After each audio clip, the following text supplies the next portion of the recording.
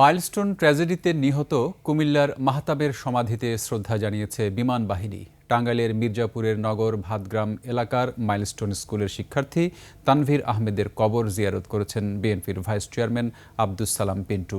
বিমান দুর্ঘটনায় নিহতদের স্মরণে কুষ্টিয়া দৌলতপুরে দোয়া মাহফিল অনুষ্ঠিত হয়েছে। প্রতিনিধিদের তথ্য ছবিতে desk report. Colour expert, George sap এবং মাইল্ড অন হ্যান্ডস টেকনোলজি সমৃদ্ধ অরিক্স ক্রিস্টাল ওয়াশ আপনার লন্ড্রি এক্সপার্ট।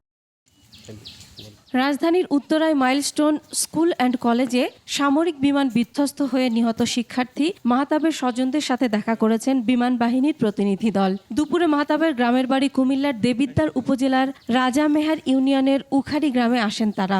পরে প্রতিনিধি দল নিহত মাহতাবের কবরে শ্রদ্ধা নিবেদন করেন। বৃহস্পতিবার দুপুরে চিকিৎসাধীন অবস্থায় মাহতাবের মৃত্যু হয়।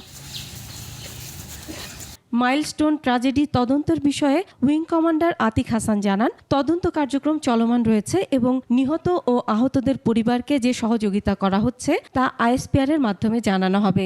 বিমান বাহিনী এবং সরকারের পক্ষ থেকে একটা প্রক্রিয়া আছে, এটাও সময় মতো আপনাদের সামনে উপস্থাপন করা হবে বা আপনারা জানেন। টাঙ্গাইলের মির্জাপুরের নগর ভাতগ্রাম এলাকার মাইলস্টোন স্কুলের শিক্ষার্থী তানভীর আহমেদের কবর জিয়ারত করেছেন বিএনপির ভাইস চেয়ারম্যান ও সাবেক উপমন্ত্রী আব্দুস সালাম পিন্টু।